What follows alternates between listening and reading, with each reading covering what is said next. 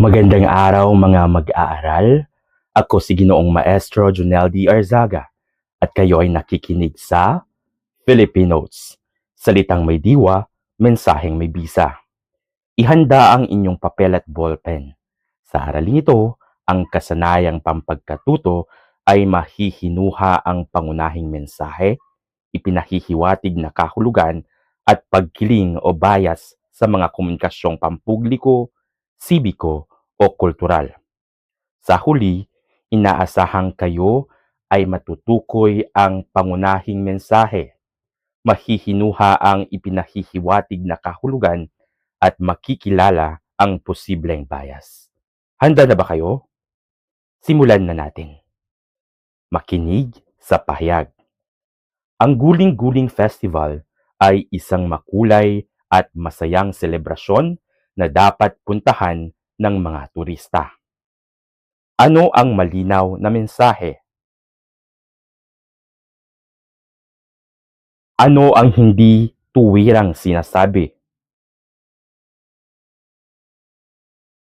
May kinikilingan ba ang pahayag? May tatlong bagay ang dapat tandaan sa pagsusuri. Una, pangunahing mensahe. Ito ang tahasang sinasabi. Halimbawa, masaya at kaakit-akit ang pista. Pangalawa, ipinahihiwatig na kahulugan.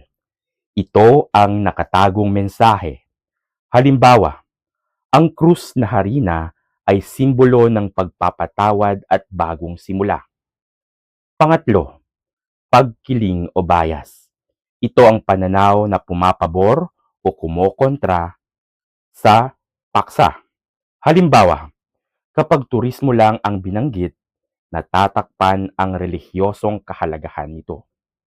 Kaya, mahalagang maging mapanuri at kritikal na tagapakinig.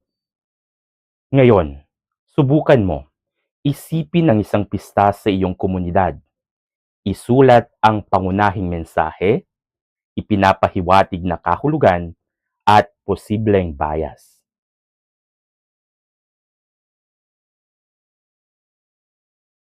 Pagkatapos, sumulat ng 3 pangungusap na pagsusuri tungkol sa napili mong pista. Siguraduhing malinaw ang mensahe, kahulugan, at bias.